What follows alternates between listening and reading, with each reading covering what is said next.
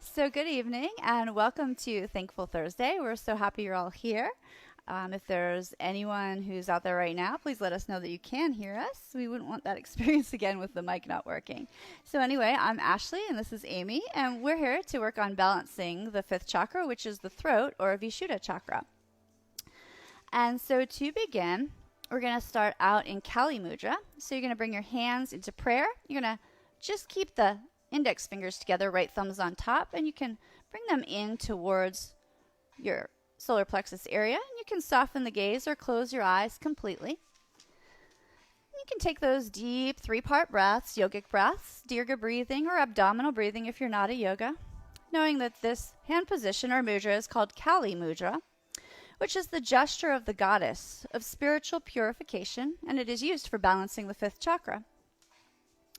So besides that is a center of spiritual purification. It's going to allow for full breathing in the upper chest and lungs, and it's going to help to relax the neck and the shoulders while stimulating the thyroid gland, which is very energizing. Okay? It's going to assist in opening us up to exploring emotions while receiving intuitive guidance from within. And so perhaps repeating silently to yourself, through acceptance of all layers of my being, I am open to growing spiritually. Through acceptance of all layers of my being, I am open to growing spiritually. David Richo said, our wounds are often the openings into the best and most beautiful parts of us. And isn't it interesting, I wonder if you already know, that when we stumble across something from the past that still hurts us, it does not mean that we need to beat ourselves up because we have failed to move beyond it. Rather, it might just mean we need to embrace this part. You know, there's a Japanese art principle called kintsugi, where broken pieces of pottery are mended with gold. This is to honor that we all have blemishes and breaks just like the pottery, but it doesn't mean that that piece of pottery is complete junk that needs to be disposed of. Instead, a golden adhesive is used to repair the crack or the break, making it whole again. This is a practice of honor and resilience that values the beauty in imperfections. And so, too, we can take this principle within by not only embracing any hurt parts, but also offering them love and self-compassion. What would it be like to take any hurts that come up and speak kindly and lovingly to them, as if those speaking to an injured child or even an animal?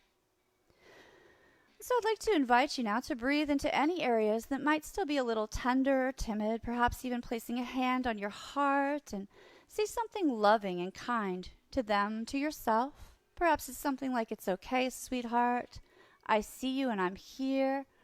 Or there, you're doing your best, and that's more than good enough. Whatever might be right for you, here, now, today.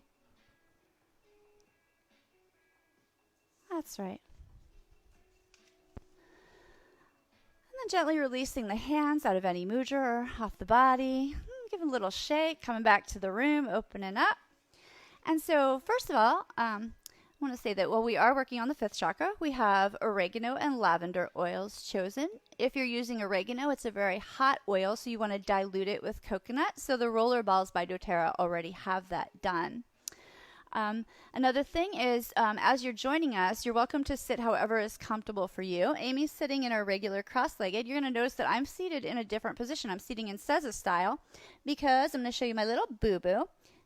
I am 2 days out of hip surgery. I had a total hip replacement. So Amy's going to be doing a lot of the more active work, and I know a lot of you have been reaching out with some concerns. I had a special kind of surgery where they didn't cut any muscles, so I actually don't have the normal 6-week precautions for a hip replacement.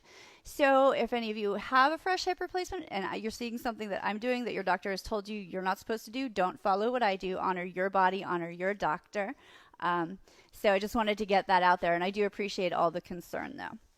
So when we're talking about the fifth chakra, which is the throat or Vishuddha, the note is going to be the G note, and the color is blue. So the hands come to what we call lotus mudra, which is right around here, and we're going to do the calming mantra first, which is the long drawn out E, like in T. So we'll inhale. Amy's going to do it with me. E.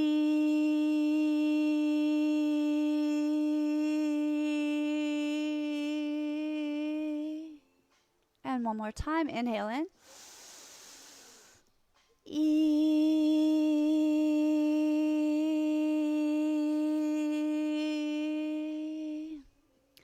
And then if you wanted to do the energizing mantra, it's going to be that rapid fire of hum, hum, hum, hum, hum, hum. And I always give the mnemonics of how I remember those ones, hum, because you could be funny with your voice or something. I don't know, I'm silly like that. So if you're experiencing an underactive fifth chakra, you're going to have suppressed feelings, maybe fear of expression, fear of offending others, shyness, a weak voice, poor rhythm. And that's when you would be using the oregano. So Amy was lathering up with oregano. It smells she loves her oregano. All right. So if you have overactive fifth chakra, you're going to have maybe excessive talking, stuttering, inability to listen, gossiping, louder dominant voice, and a tendency to interrupt. And then you would want some lavender. And this is the roller ball. Lavender doesn't really have to be diluted, but it came easily that way. So we're aiming for a balanced fifth chakra. And so the fifth chakra, each of the chakras, as we said, relates to a gland and an emotion. So the throat can relate to deceit, and it can relate to the thyroid gland. So when it's in balance, you'll be a good listener. You'll be able to communicate easily and clearly. You'll live creatively. You'll speak with confidence. Sing well. Well, apparently, I'm not there yet. You'll have a good sense of timing and rhythm, and be able to express yourself freely. You'll be comfortable with body language. So we'll move into the pranayama part, or the breath work kind of part. So we're going to be demonstrating Brahmari bee breath. Amy's going to do the helmet, so that's the easier one in the hand position. I'm going to be doing the shamuki. So basically it's a bee breath. It's going to sound like a bee. You're going to bring your tongue up to the tips of the inside of your teeth. You're going to inhale. We'll show you the hand position in a moment. And then on the exhale, you're going to go like a bee, but your lips are sealed. So it doesn't matter how long or what your bee sounds like. They're all different, and you get to see us, but most people will be doing this, so you won't be seen doing it. So we'll do 3 rounds. So if you're doing shamuki, you're going to take your index fingers above the eyebrows, and then the other fingers, it's a little hard with the mic here, so your pinky fingers come down by your lips. Basically, you're blocking everything off, and your thumbs in either one of the hand positions seal off your ears. So we'll do it 3 times. We might end at different times because Amy and I breathe different, but we'll begin now. Inhaling.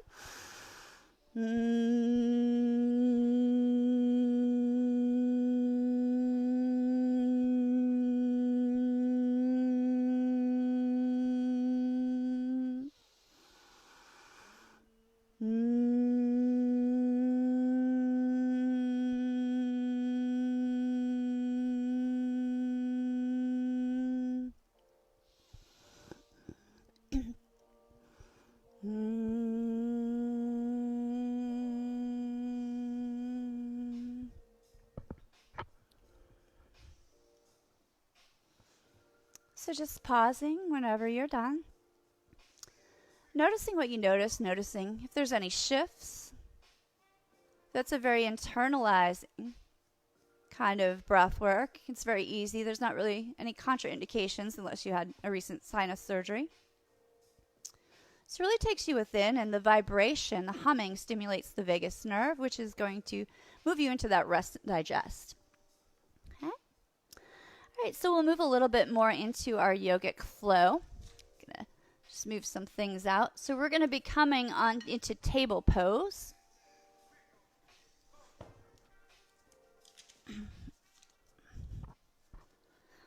So you're going to be on all fours with your fingers spread nice and wide.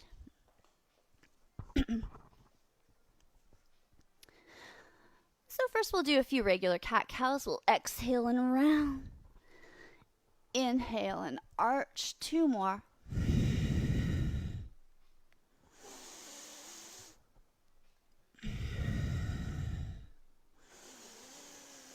And then pausing here in the center. Amy's going to demonstrate lion's breath really well for you. So we're going to add it with this. So go ahead. As you exhale, you stick your tongue out and go, that's right. So inhale. Again. 2 more. Last one. Nice. So we're going to slowly make our way down. So this is going to, sometimes it's called cat bow. It's actually chin chest. So it's like a half a chaturanga. So you're coming elbows or into your ribs. You go chin, chest. Try to hold your butt up in the air just for a moment as you repeat the following mantras silently to yourself. I speak my truth. I use my voice kindly and thoughtfully. I express myself honestly and truthfully. And then slowly lower down. If you like, you can come up into a little cobra just to even that all out. And then we're going to set our forearms down and we'll find ourselves in Sphinx pose. So you're going to press your toenails into your mat. Your feet are pretty close together. They can be a little bit apart if that's more comfortable, but toenails are pressing into the mat so that all the muscles in your legs are engaged and your shoulders are rolling back and down. From here, provided it's okay with your body, tilt the head over to the right. Just breathing. And then come back to the center and tilt left. And then come back to the center, take the head back a little bit more, and then bring the chin in. And then return to the center. We'll repeat that one time. So tilt right, return to center, tilt left, and return to center.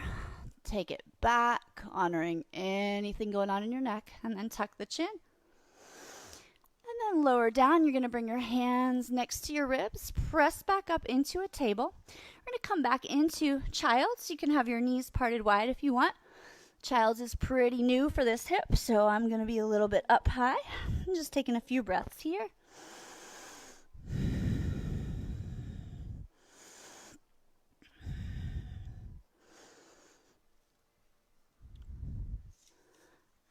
And then coming up to sit on the heels for a moment. So this time we're going to tilt our head to the right. We're going to take our right hand over towards our left ear, but we're not pressing down like a chiropractic crack. Instead, we're pressing our head up into our hand, stretching out that neck. Just breathing.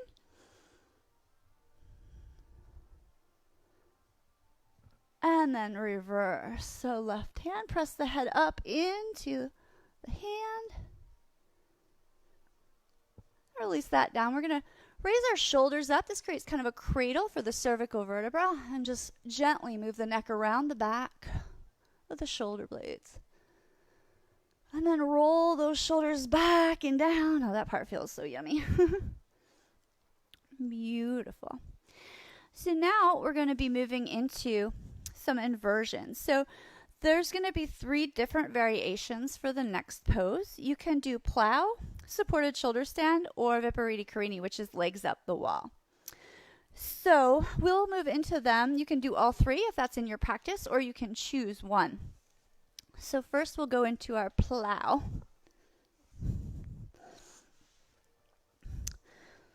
And so you'll lie with your back nice and flat. Gently bring the legs up. And then you're tucking your toes behind you. If you need to hold yourself upright, that's fine. So here you're saying those things to yourself. I speak truthfully and thoughtfully. I am kind. Need to get the rest of them. Oops. Back we go. I speak my truth. I use my voice kindly and thoughtfully. I express myself honestly and truthfully. If you want to take it up to shoulder stand, you'll kick both legs straight up. You kind of floint the feet and walk your hands down towards the shoulder blades. And you can just breathe here. Maybe you're repeating those mantras to yourself. Maybe you're just breathing. I speak my truth.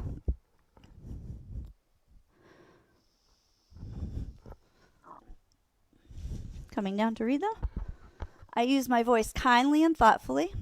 I express myself honestly and authentically. And so just breathing. And so if you were going to do Viparita Karini, your legs would be up the wall. And if you would prefer to do a supported shoulder stand, you can use a block. I'll demonstrate that.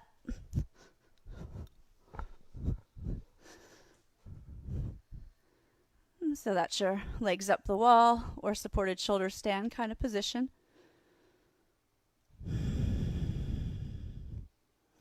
To come out, take the legs back and remove the block. And so another good opener is a reverse plank. So lifting yourself up, saying, I speak my truth. I use my voice kindly and thoughtfully. I express myself honestly and truthfully. And slowly lowering down. So Amy is going to do the Apanasana on her back. That's hugging your knees into your chest. I'm not able to do that just yet comfortably, so I'm going to kind of squeeze in a little ball here on the ground. And she might rock herself side to side, massaging out that lower back, perhaps even repeating, I speak my truth. I use my voice kindly and thoughtfully. I express myself honestly and truthfully. Lovely. And from here, we're going to get you into your Shavasana so you can make yourself as comfy as you like lying down. Amy's going to come up though for a moment and tell us about the tarot card that she picked for us. I'm going to pass the mic.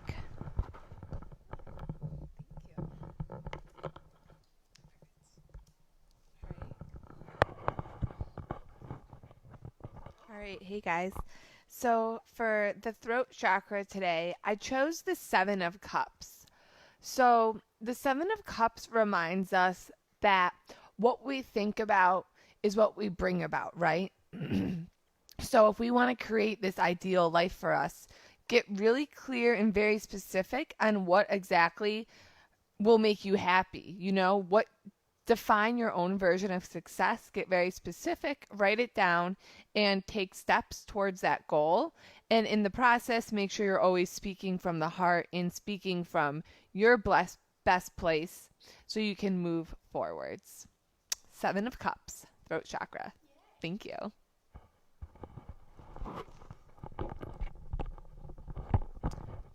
Oh, one more thing. Amy's going to demonstrate supported fish pose, so you may or may not opt to do that before your Shavasana. You want 2 blocks for it? So you can place a block underneath your shoulder blades and then one underneath your head at a different height. It's going to open up that throat.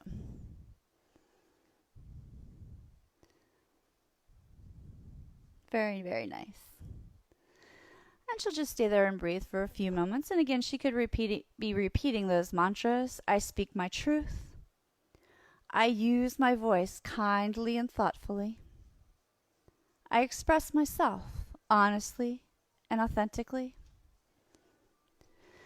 And now we'll be moving into that Shavasana, so you can make yourself as comfortable as you like. You might want to come out of your fish pose. If you have your legs up the wall, you can stay there. Some people like that.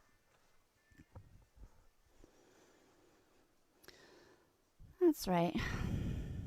And so sensing the whole body lying on the ground, back of the head, shoulders, muscles of the neck, melting, a cushion for each and every vertebra, hips, buttocks, sinking into the ground, back of the legs, heels of the feet, heavy and grounded, entire back of the body, heavy and sinking, like a stone in sand.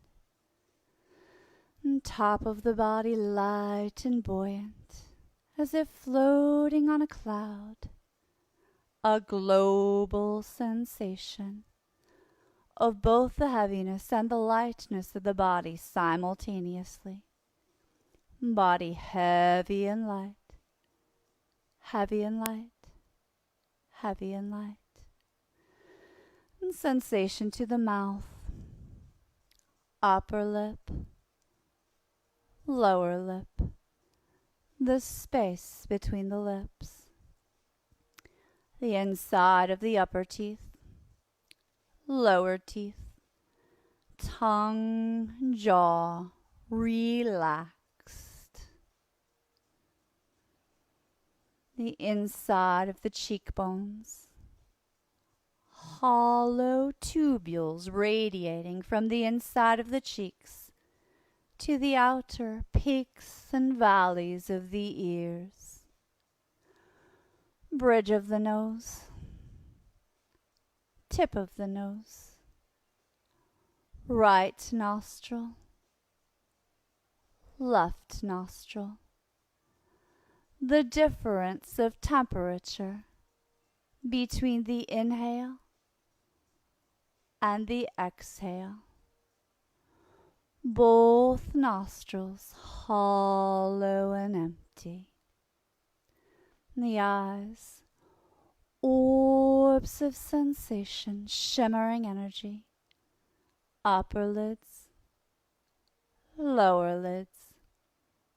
The space between the lashes, brow, forehead relaxed,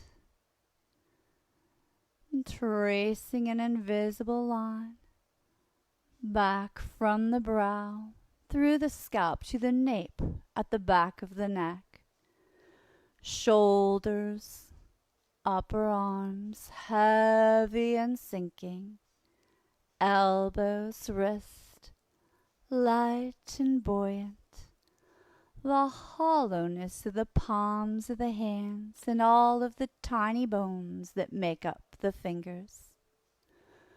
Right rib cage, left rib cage, the hollow notch at the base of the throat, opening more and more now. Entire back of the body, heavy on the ground. Breath flowing in from the crown of your head all the way down to the tips of your toes, and from the soles of the feet to the crown of the head. Back of the body heavy and sinking. Shoulders relaxed. Back relaxing. Legs are heavy, hamstrings, thighs, the knees, the hollow space behind the knees, shins, calves, the looseness of the ankles, gratitude to the soles of the feet. Positive energy radiating from all 10 fingers and all 10 toes. Whole body resting on the ground.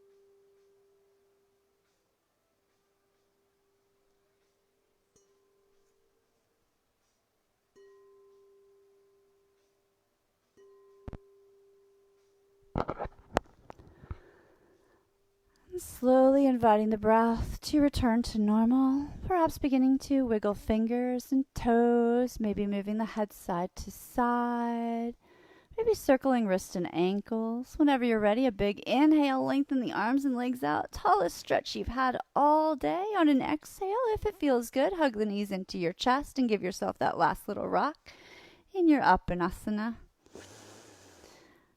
From wherever you are, making your way to right side fetal position. And pausing there to speak your truth kindly to yourself, saying something kind and loving to yourself. And then using your right elbow, left hand, begin to walk your way back up to a seated position, taking as much time as you like.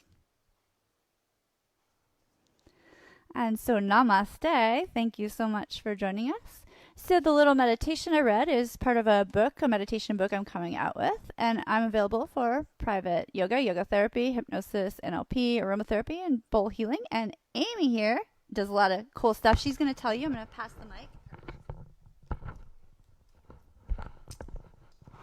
Hey guys, so I also offer private yoga. I also offer my tarot card readings, and with that, I give you a custom yoga sequence. So, based off of the cards, I look at what chakras are out of balance so we can set that intention when creating your yoga sequence. And I also make healthy, gluten-free, vegan cookie dough. Great on the go snack. So, yeah, check me out. I'll put my links for my website below. Thanks. Bye, guys.